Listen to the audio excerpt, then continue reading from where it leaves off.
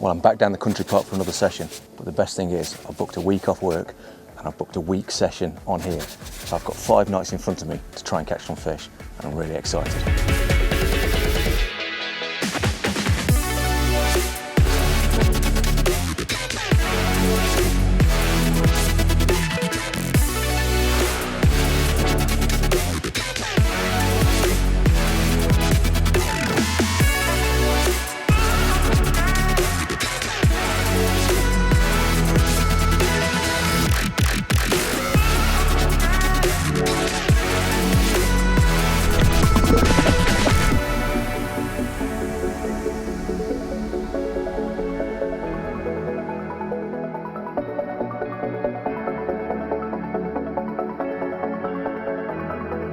Just done a lap of the lake and I'm back in the first place I started looking. Now when I first looked in here, in this swim, there was about 6 fish in here. The biggest was a common, probably up a 30, scrape a 40. But I've just done the entire lap of the lake, not seen a great deal, seen a couple of fish there, a couple of fish here. But I've just seen some more fish down at the bottom in there. There's about a dozen down there now. And there's a couple of chunks. So let me show you this swim. Now, this is a swim I did really well in last year, this time last year actually. Just before they spawned, and I've seen a few fish in here this year as well, but I've fished the boathouse swim at the entrance to it to try and intercept them as they come in and out,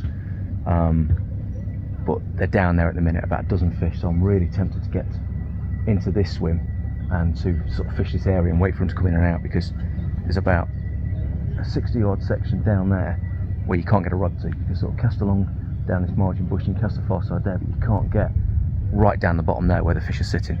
Now there's a couple of really big fish down there. There's a fish called the Pretty Sutton, which I had last year, absolute stunner that is, but he's got a couple of scars on it, so I think that's been lost this weekend. So yeah, if anybody's fishing this lake and lost a fish this weekend, could have been that one. But there's also another fish that I haven't had down there, and one of the 3 that I really want, a fish called Willow. Traditionally it's one of the biggest fish in here, but a couple of fish have probably caught up with it and overtook it recently, but it's definitely one I want.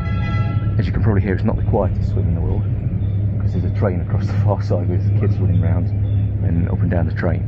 But the fish are down here, they don't seem too bothered. In fact, you stand near the train station on the fence, you can look over and see the fish, and that's where I've seen them. So I think I'm going to drop in this swim. I'm sort of half tempted to drop in there, in Boathouse, but I think I might drop in here. But the trouble is, I've got a golf course right behind, and it's, yeah, might get a little bit noisy with kids, but I think this is a better option for tonight. But because I'm lucky enough to have 5 nights, I think I'll do a night in here, and then tomorrow it's dropping 2 or 3 degrees cooler and no sun, so it's going to be overcast tomorrow.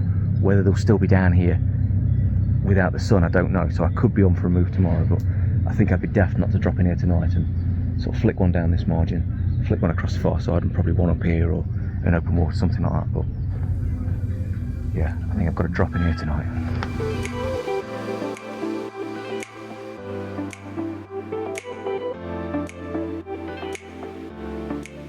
I've managed to get all 3 rods out without too much disturbance, and I've got the house set up behind.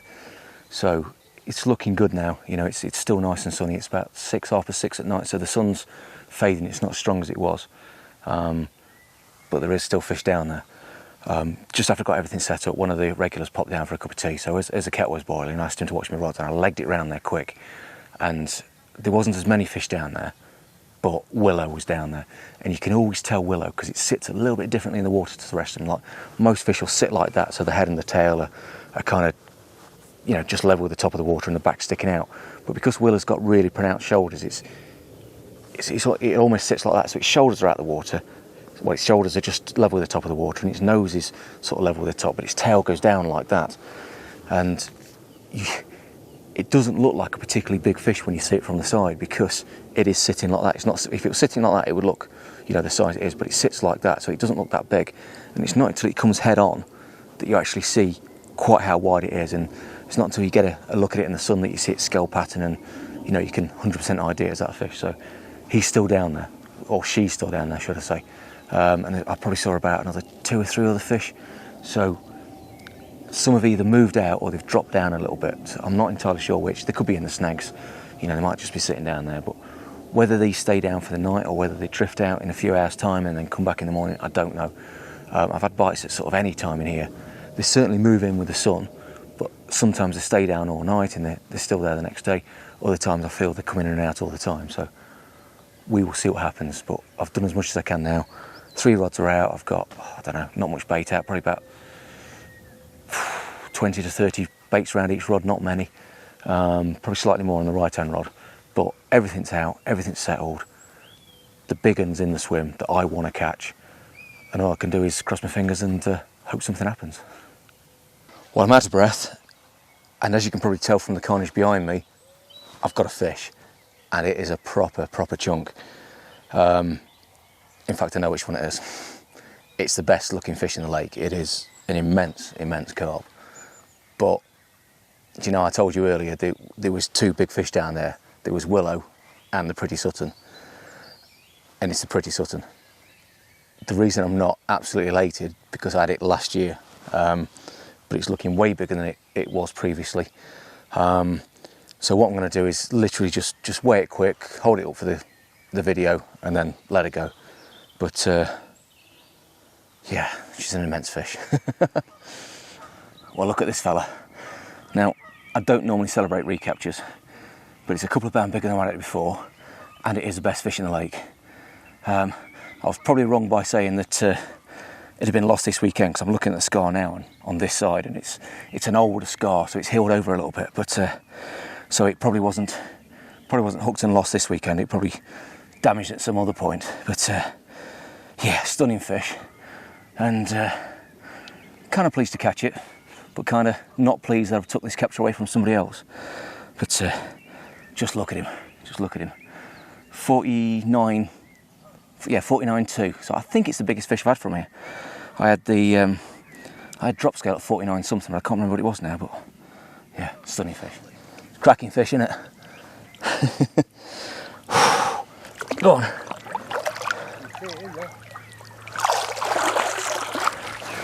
Yeah, I thought better let it go in here rather than spook everything in there. I've got all 3 rods back out. That fish managed to wipe out the other 2 rods. It's such a tight swim, this, and yeah, it's such a hairy fight as well. You know, the last couple of fish I've done on these vlogs, I've managed to go back and turn the camera on, but there was no chance of doing that because it's not really snaggy, but there's a lot of overhangs, and I always worry about in case fresh branches have fallen in. But there's a tree that overhangs probably 10-12 yards just down there.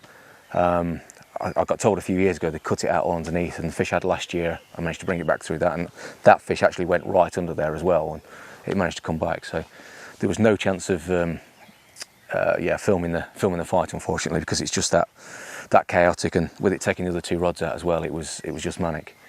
I don't know how I feel about catching that fish. I don't like recaptures, but it was a couple of pounds bigger from when I previously caught it, and it was, well, joint biggest fish I've caught from this lake. The other one I caught at drop scale 3 years ago. That was the same weight, 49.2. So kind of pleased I've caught a big fish, but kind of gutted because I probably took the capture off somebody else. I don't know. But at the end of the day, the bailiffs just told me now that they're going to close the lake this coming weekend. So it's now Monday. I've got this week booked off work, so it's now Monday. So I've literally got my 5 nights, and as long as they don't spawn in the next few days, then I probably haven't took it off anybody else, is what I'm saying. So I feel a bit better about it there. But one thing that is bugging me in the back of my mind is it was sitting with Willow earlier down there in that no fishing zone. Was it feeding with Willow just? And by me hooking the Pretty Sutton, as Willow now spooked and is shot out the bay and somewhere in open water, or was Willow back down there in the snag sort of 20-30 yards away, and it's none the wiser that a fish has been hooked from this swim? I don't know, but that's the reason I put the fish back in the swim behind up there, just so it wouldn't come in here and spook anything that's in here. And the fact that it wiped the other 2 rods out meant that I was free to do that, because there's no chance of them going because I had to wind them in. So yeah, a bit bittersweet really. Recapture, don't really like. Biggest fish from the lake, great. Stunning fish, great. But has it cost me the chance of Willow, and have I taken that fish away from somebody else? But it is what it is. So it's getting dark now. Hopefully I'll get another one out of this swim. Hopefully it'll be Willow and I can leave this lake feeling really, really happy, but time will tell.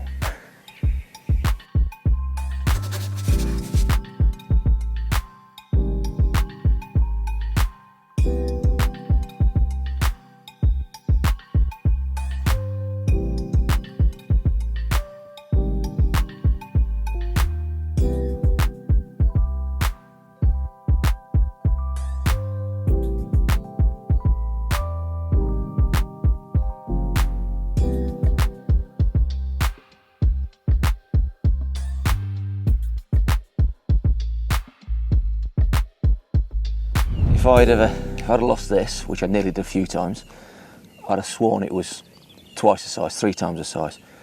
It must be an angry little male that's just about ready to spawn, because it really did beat me up. Got me in the tree on the far side, but luckily it's only light branches, that came off pretty easy. And it went straight down the near margin and got me stuck in the overhand bush, and I had to really give it some grief to get it out, but here he is. So yeah, pleased to land him, but just surprised there's not any more of him.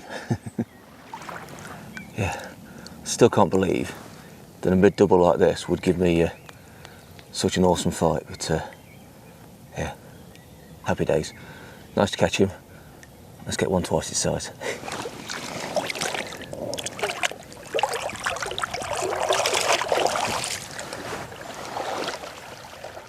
Well, that was an absolutely manic fight from that fish. I hooked it from the far bank across there, so I literally clip up, hit the clip and let the rod tip down, and by doing that I can get the bait right underneath the tree on the far side. So it's not a snag as such, it's just a bit of an overhang, and the fish actually, when it shot to the right, it caught on a few branches, but they're only sort of twigs as such hanging down, so it came out of that quite easily. But there's a bit of a pipe across there that comes in. I doubt there's enough water around now to really chuck any sort of water out, but I bet there's a bit of a trickle, and they seem to like it down there. So that fish was on the middle rod. The one last night was on the right hand rod down there. Never ever have I caught in this swim on that left hand rod. I never know what to do with it. I fished it all over this swim.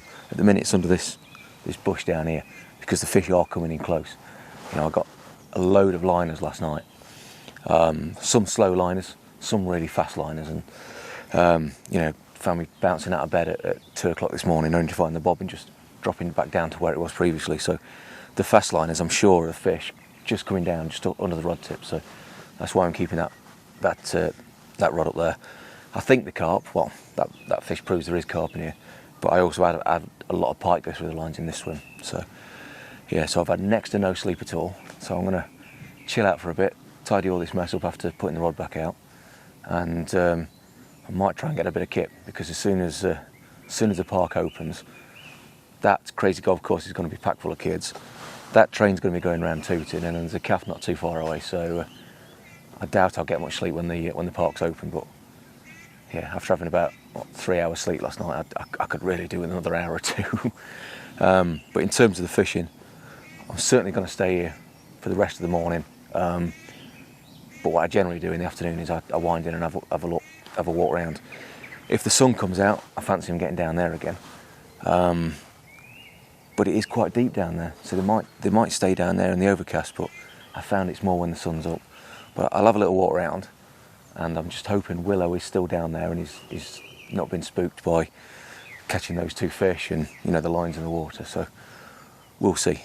But when I have a walk around later, it will decide whether I'm stopping in here the night or whether I'm going to go off somewhere else in the lake. You know, these changing conditions do tend to push the fish out into open water rather than in the edge. But yeah, we'll see. But yeah, tidy up in a bit of kit for now.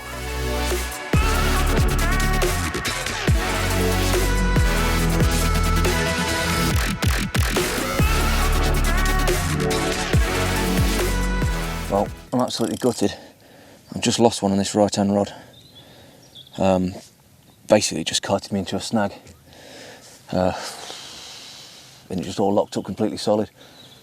Tried everything, tried constant pressure, tried a bit of slack, and yeah, I think it transferred the hook pretty quickly into the snag.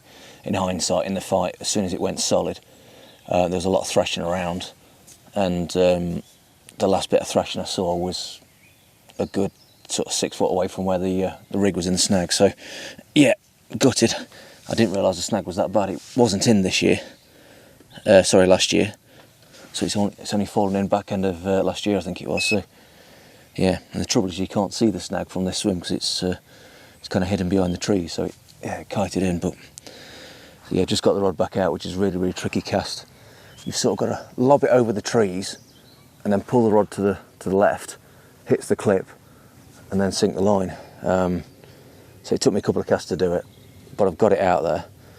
And what I do is I put a bit of foam nugget over the hook, and as soon as that hits the water, I feel the donk, leg it, grab the catapult, grab the bait, run round and I can bait up from down there. From baiting up from here is nigh on impossible because, well, all these trees are in the way, so you baited at these trees, so I can bait up from down there and it's only sort of 20 yards out from down there, so yeah, gutted about losing that one.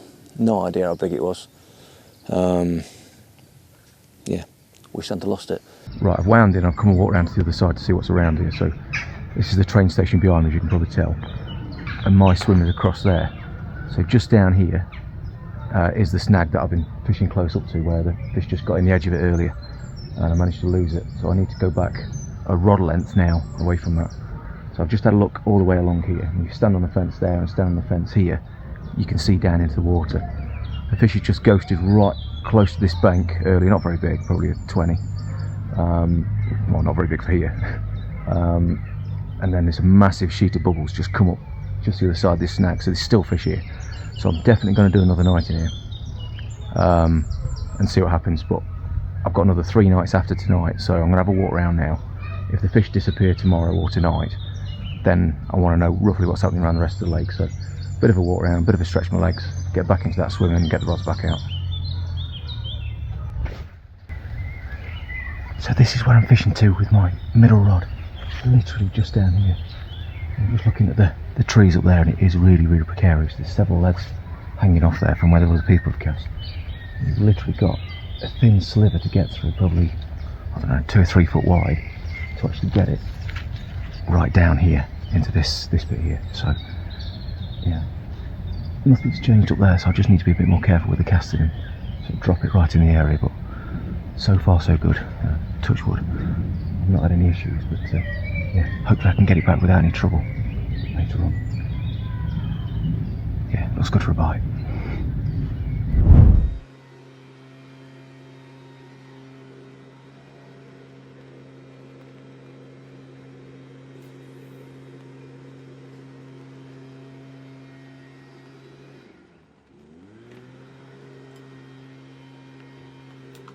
Right, back in the swim now and just getting the rods out. I've just got the right hand rod down there. What I'm doing is I'm using foam nuggets. Now, I haven't really used foam nuggets that much in recent years, but I've suddenly found a liking to them in the last sort of year or so. It's extra useful on that right hand rod because I put a foam nugget on, cast out, feel the deck, and then run around there with a catapult, and you can see the foam nugget sitting on the top. So it's useful that these foam nuggets all come in different colours. At the minute there's a lot of, I don't know what it is, it's willow, whatever, catkins, whatever they are, on the surface, and they're all yellow.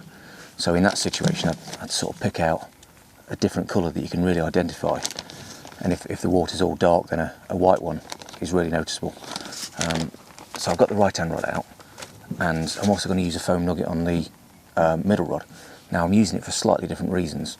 And that is basically to stop tangles. One, so there's a bit of extra bulk on the end, so it doesn't tend to frap round as much. But secondly, to stop the blowback rig, which is what I'm using. God, this is heavily glugged up, so I'm just trying to... Yeah, it's absolutely glugged. So the other reason is to stop the blowback ring from sort of going round and over the point of the hook. So in the past I've used... In the past I've used PVA, I love PVA sticks. I think they're great for stopping tangles. The problem is if you've got a lot of roach in the area, they tend to peck away at it and move your rig around and bounce your rig around. And you're fishing on gravel, especially if you're fishing a critically balanced rig on gravel, they can blunt the hook. So I tend to use these. So what I tend to do is just cut a slit in the bottom half like that, and then put the hook in the top bit like that, so there's no way that bait can rock round and go over that hook point. And just to keep it all right, I then put the line through the slit I've just made with the scissors, and I just wet that a little bit, and that all sticks together, and that's how that is going to go out. Right, so here's the third rod. I've literally gone for a bright again on this. You know, after a nice bit of success in the spring, I thought a bright one is could be the way to go here, because I don't really want to feed them down this right hand margin where I'm going to be fishing, but I just want a passing fish to pick it up, so I'm just going to put this out and a few crush baits and probably a couple of whole ones, and that's about it. But yeah, let's see if that does the business.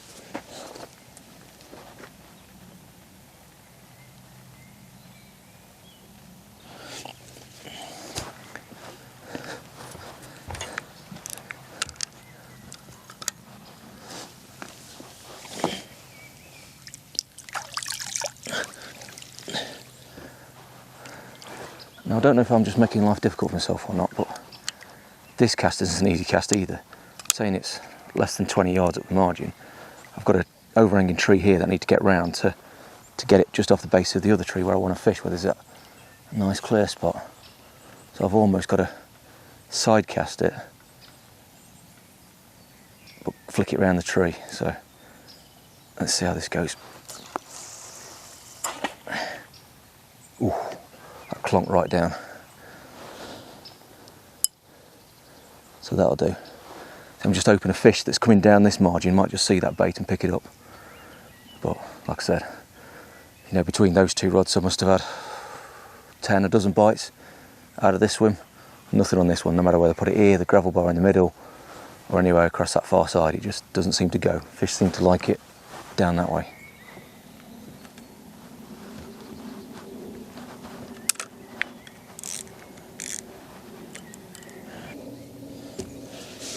I'm going to keep this line fairly slack because it's in the margin. I know it's next to the tree, but hopefully that it's going to go out into the deeper water if I hook it. If not, we'll deal with it as and when. In fact, give that a bit more slack.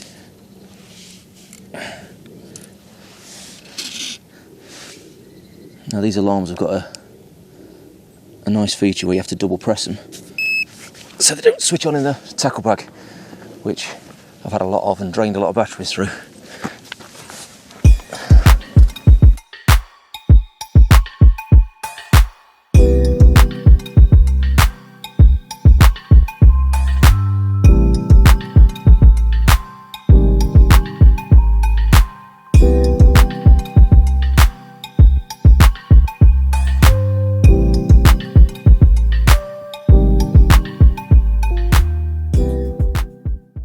Well, sorry for the lack of playing action in this one, but these fights in that swim are getting a little bit manic, so I haven't had a chance to even turn the camera on. But yeah, fish number 3.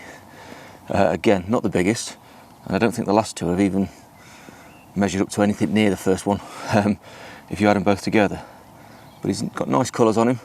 It's nice to get another bite, and it proves there's a few fish in here. So yeah, this is dawn on the second morning. So yeah, there's still 1 or 2 fish kicking around. And yeah, hopefully I'll carry on catching for a bit longer.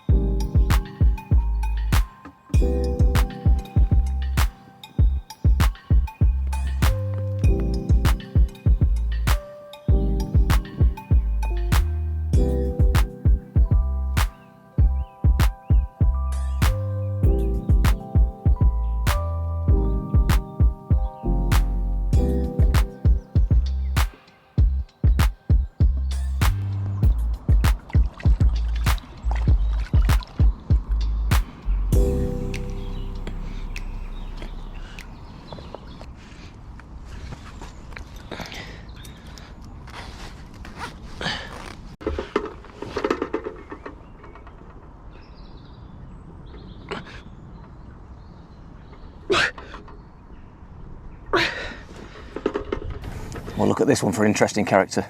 It's built like a bit like a tadpole, all up front, this fella.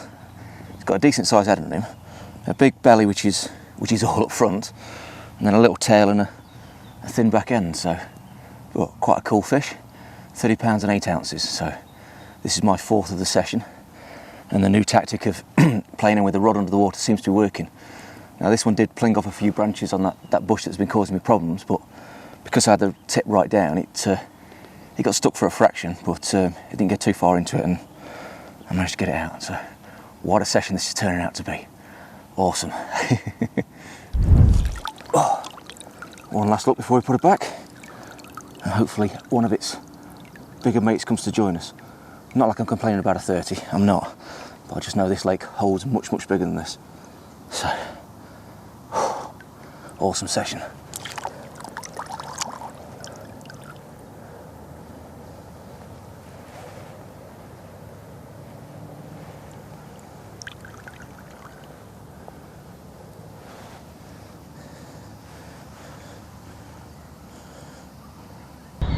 So that fish was my 5th bite in, well, it's not even 48 hours. It's done 2 nights now, so it's about 7 o'clock on the second morning. Unfortunately I've lost 2, which I'm absolutely gutted about because I don't know what I've lost. That's the annoying thing. I keep telling myself there were 2 small ones like the last 2 fish I've had, but I really don't know. And the fact I saw willow down there is not good at all.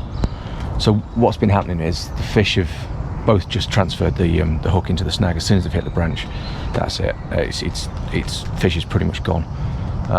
And both times I've brought all my gear back. So there was, yeah.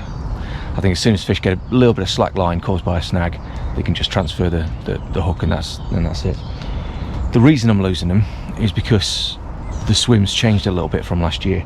Like I say, there's a fallen tree further down here that wasn't there previously, so I've had to drop that rod back a rod length, just so I'm well away from that now. Subsequently, I've not had a bite on that rod since. The 2 bites I've had since I've moved that rod back have both come to the middle rod, which is obviously fished across there. But the thing that's causing me issue is, I don't know if you can see it, but there's a tree which is just down in the water, probably about 20-30 yards down that bank there. Now that is undercut, and last year it wasn't an issue at all, but there's another 6-9 inches of water on the lake this year that wasn't on last year because of all the rain we've had during the winter, and that tree's alive and it's growing. So I think it's grown down a little bit and the water levels come up, so I think there's a foot 18 inches under the water. So I'm having to change tack a little bit how I play the fish, because the first double I landed yesterday, that got caught in there, but luckily constant pressure, it came out. And one of the fish yesterday afternoon I lost in there, but because I'm hammering the fish and trying to get them away from the snags and trying to get them into the safety of this sort of area quite quickly, I'm actually bringing them up in the water because I'm having to give them a lot of grief. Even though I've got the rod tip low, I think the fish are still coming up in the water level. So I think what I'm going to have to do is what I did with that fish, and just literally bury the rod right down in the water.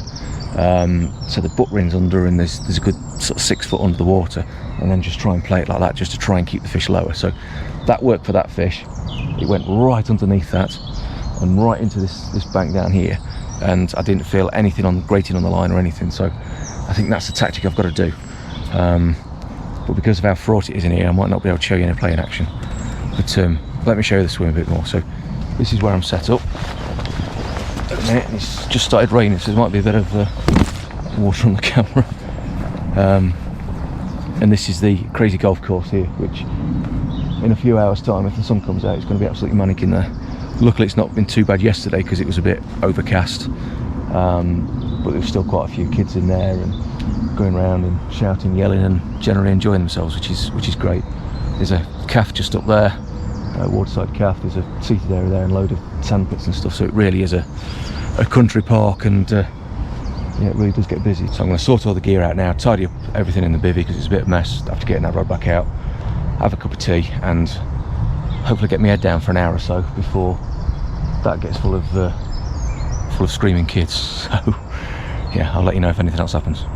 As I've said, it's the middle rod and the right hand rod that are going. This left hand rod has done absolutely nothing, and I got a few liners last night, but they were slower liners, so I think the fish are using the middle of the channel rather than this margin. So I'm going to take the rod out this margin and I'm going to fish the middle of the channel. There's a nice gravel spot that I've just found out there. So that's the plan for tonight. So now I'm going to nip and have a shower, nip back to the car, get some more bait out. I'm going to put about a kilo on that rod, so I'm going to need some more bait from the car. I've got some in a cool box in there, so we should be fine. That's if Mr. Squirrel doesn't find the stuff hanging from the tree, because he was very keen earlier. He could smell the cell, but he couldn't quite get near it. So yeah, get some more bait. I'll probably go and have something to eat in the cafe. I can't really bother to cook, and I'd rather get out this rain a little bit and just dry off a little. So the cafe's open till about 3, so wind in a second, have a shower, get some bait, have something to eat, and see what tonight brings.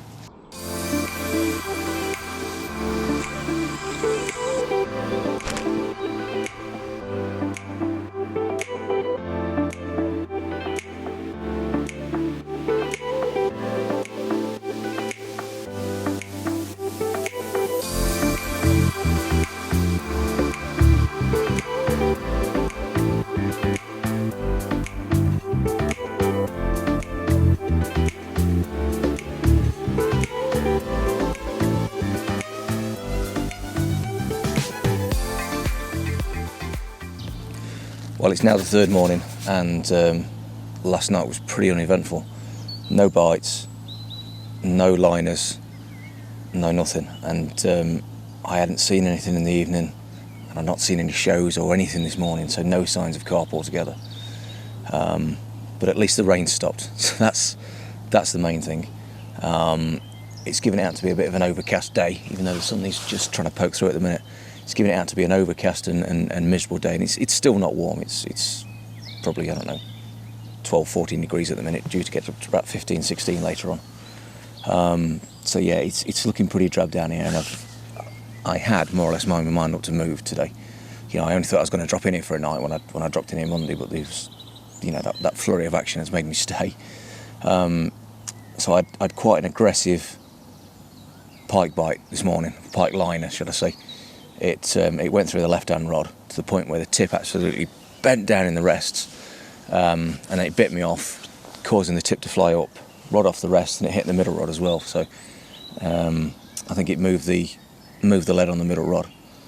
So I took that opportunity to wind in my last sort of fishing rod, and go and stand around there for a bit to see if anything is still in that out of bounds area. And I stood there for about half an hour, and there was nothing there. Nothing moving, nothing showing. It was looking dead. And I was literally thinking, well, yeah, it's time for a move. I need to walk around the lake, see what's happening around the lake, and look for a move option. I was feeling the time in this swim's done, and I just kept thinking, well, if I saw one big fish, one of the fish that I wanted to catch in here, that'd be enough to make me stay. And just as I was thinking that, a big fish ghosted through. I couldn't see which one it was. I couldn't see how big it was, but it was decent. It was definitely a mirror, sort of a clean-looking mirror, and it was definitely over 40 pound, comfortably over 40 pound.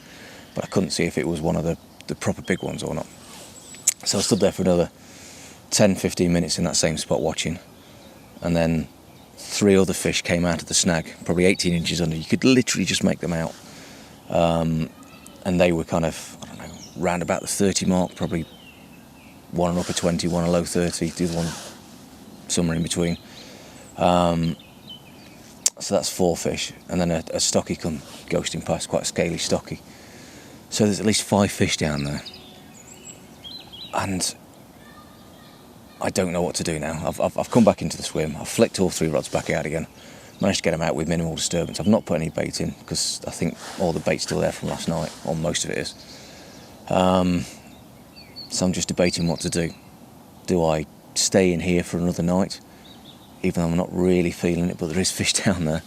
Or do I go on the move and fish somewhere else? I'd quite fancy dropping in Boathouse again, but somebody was in Boathouse last night, and I think they put quite a lot of bait in there and didn't catch anything. So that's putting me off a little bit in there. But yeah, I don't know. I'm going to give it 2 or 3 more hours in here. See what happens. If this sun comes out, I'd be quite confident, but it's not forecasted to do so. But I know if the sun came out, it would push fish down here because they like it down here in the sun. But yeah, I'm going to give it 2 or 3 hours, see if I can get a bite, and probably have a walk around about 2 o'clock-ish. And if I find fish elsewhere, that gives me enough time to pack everything down here and move to wherever I want to go. If it doesn't, then I do another night in here. Whether that's the right move or not, I don't know. But yeah, we'll see. Just done the lap of the lake, desperately trying to find some fish somewhere, and I've really struggled. There's a guy down there in the little lake. He said he's on fish there. There's somebody else in Bramble Bay. He's on fish, but I can't find fish anywhere really that's not taken. I mean, there could be fish in open water, sort of anywhere really, but I just can't find them. So if I'm moving on a whim. Now I'm standing in Boathouse at the minute.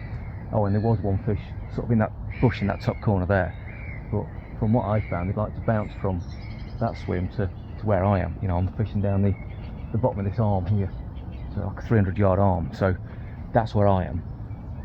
I'd really fancy dropping in here, but somebody did a night in here last night and put quite a lot of bait in with the intention to stay for 3 days, but couldn't in the end. So tempted for a move, but I don't know. The only place I can find fish is down where I'm set up now, in the bottom of that arm. Now there's not a lot of fish down there. There's probably 4 or 5. Now most of them aren't huge. The biggest is probably a low 30, which, you know, for Derbyshire and for where I live, that's a big fish. You know, it took me nearly 20 years to catch my first 30. You know, I started in the 80s and whatever else, but a 30 in this day and age, in this area, and especially in this lake, isn't particularly big. So what I'm here for is some big special fish. Now there is one fish down there that's quite sizable, but I can't get a clear look at it to see what it is. It's definitely over 40. I saw it in there this morning. I've just been watching it but every time I see it, it's across the other side of the bay, or if it comes down to my side of the bay, it's down in the water and the sun goes in, so I'm not getting a clean look. One bit that's got me thinking, when it was sitting in the sun on the other side of the bay, sort of 30 yards away, it was sitting like willow, but it just doesn't look big enough to be willow at that sort of distance. But anyway, it's a 40. It's definitely 40, more than likely 45 plus. So 5 fish in there. I'm going to do another night in there and see what happens. Even if there's only a few fish down there, I'm hoping that a few fish might drift in there. You know, it's been more sunny today than what it should have been, so the water down there has probably warmed up a little bit, and tomorrow's going to be a couple of degrees warmer, overcast and cloud again. So yeah, it's a bit boring. I really want to move, but I can't find a reason to move. So unless something big crashes out in front of me here, I'm going to do another night down there, and yeah, we'll see what happens. Well, I'm just debating a move, and I've just found these right next to where I'm fishing. So there's 2 mirrors down there, probably around about 40 pounds. So there's the snag I'm fishing to, and there's my swim just there. So I've had nothing for 2 days. Yeah, there he is. So I'm just sitting down there, I can just see his tail. That was all geared up for a move then as well. Looks like I'm doing another night in Fingers 1. I didn't see anything anywhere else, so I've just flicked the rods out for a night in here. But before I did, I went and had another look down there in the out of bounds bit, and there was a big ghostie in there. And in fact, it was the ghostie that was in those snags in that far corner when I walked round. It's a fish called the twisted scale ghostie. I think it's mid to low 40, something like that. So it's looks a big old fish.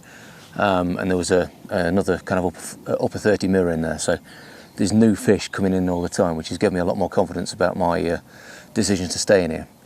So, as I said, I flicked all the rods out for the night, but it's worth talking about the different lead arrangements I'm using on each rod. So each rod I've got a different lead on each. So this right end rod there, that's the one that's flicked down closest to the fish. So I've got a 2 ounce distance lead.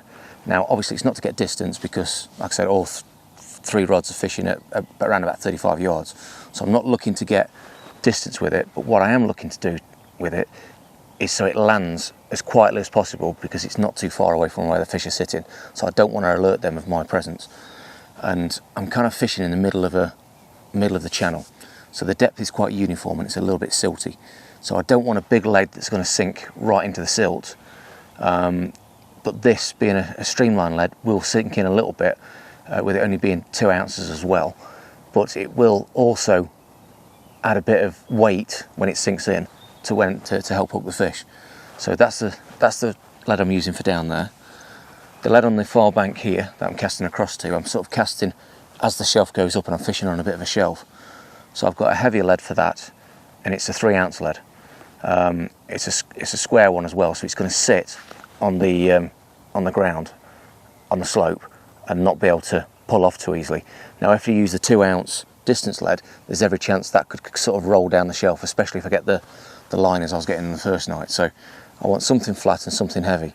Now, ideally in that situation, I'd like a 4 ounce flat lead, but it's really, really tricky casting 35 yards and getting it underneath trees with a heavy lead and long distance casting 13-foot rods, which is what I use. You know, I haven't got a separate set of rods for here. Some swims in this lake I need to catch 130, and others I only need to do 35. So it's really difficult to get a heavy lead travelling fast and low. You sort of have to lob it up. So the heaviest I can get away with is that 4 ounce flat lead, square lead. And on the other rod, now I've lost my lead, it's fishing on a bit of gravel, again in the middle of the channel. Now I'm not casting near the fish, so I'm not bothered about the disturbance. So I've got a much bigger lead in. It's a 4 ounce distance lead, but in all truth, if I had a square 4 ounce, I'd use that as well. I'm just using this really because it's landing on gravel, so it's not going to sink in the silt at all. And I just want the weight of the lead for hooking the fish. That's all I'm looking for in this. So just something really heavy. So once that hook pricks in the fish's mouth, tries to move off, it's got a heavy weight to move against. So as you can see, there's 3 different scenarios. Even though they're all the same distance, there's 3 different scenarios. A 2 ounce distance, so it just plops in and doesn't make too much disturbance. A square one, so it doesn't roll down the shelf. And a heavy 4 ounce lead, so it hooks the fish better. So hopefully one of those might work for me tonight.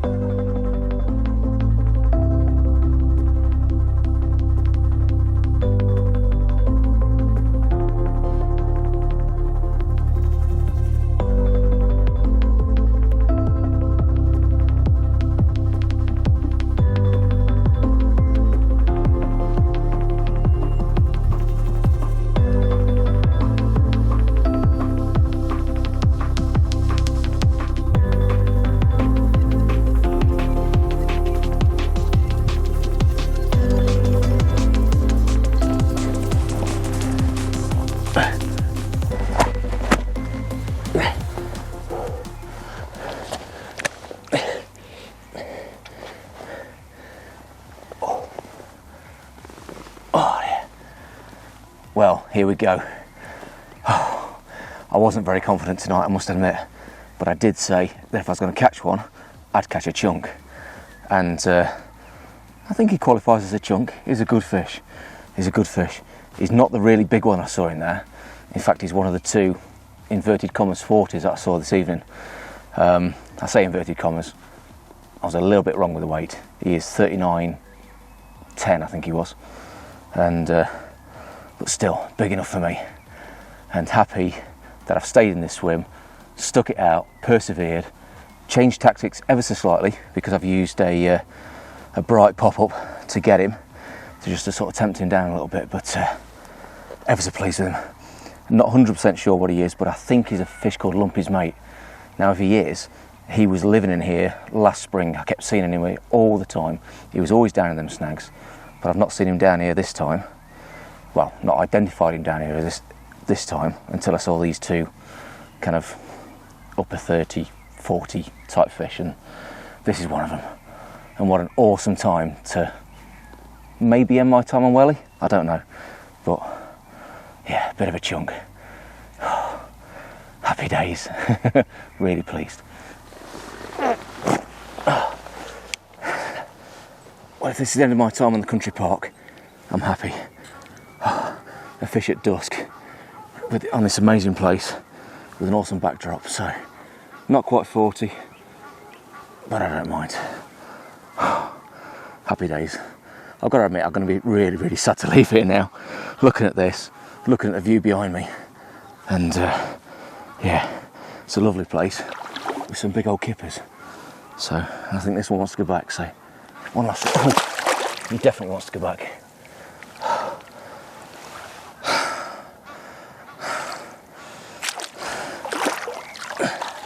I've just got the rod back out and I put a few more baits around it. I didn't want to put too much out. I've probably put about 10 whole baits, 10 or 12 crush baits out there, which is pretty much what I did when I come back to the swim. You know, I knew there was a lot of bait probably sitting out there from the last couple of nights where I hadn't had a bite. And I did something slightly different on that rod as well. I put an essential cell pop-up on, so a bright yellow pop-up, overflavoured it with pineapple juice, so it was really kind of stood out both in flavour and in visual aspect of it. So it was something different from what I've been doing all the time, and that's because I don't think they're really feeding hard at the minute, and I know there was probably a quarter of the fish down there than what there was on the first night I was here.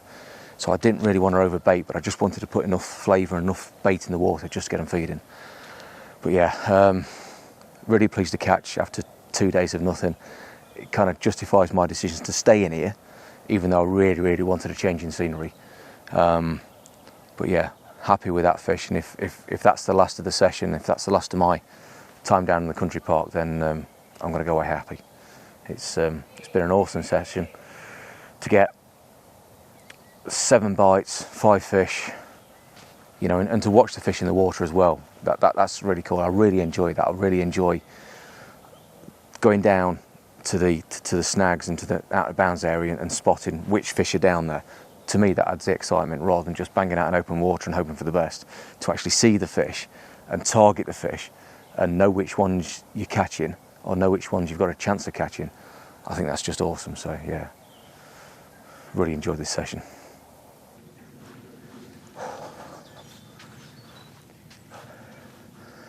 Well, that's it for me. Nothing this morning at all, and I've got to get off to get back for a family do this afternoon. So just got to drop this and wind the rods in. I wish I could stay another couple of hours, but yeah, I just can't do it today. So, but it's been an awesome session. You know, to get those 5 fish, to get that 49. I know it's a recapture, but it's such a stunning fish, and it's yeah. Looking back now, I'm quite pleased to catch it, and I've actually just worked out that was my 20th fish over 45. I mean 7th over 49 as well. So yeah, it's nice to hit a landmark like that, and it's nice to get a few fish. So really, really pleased to leave this place on a high.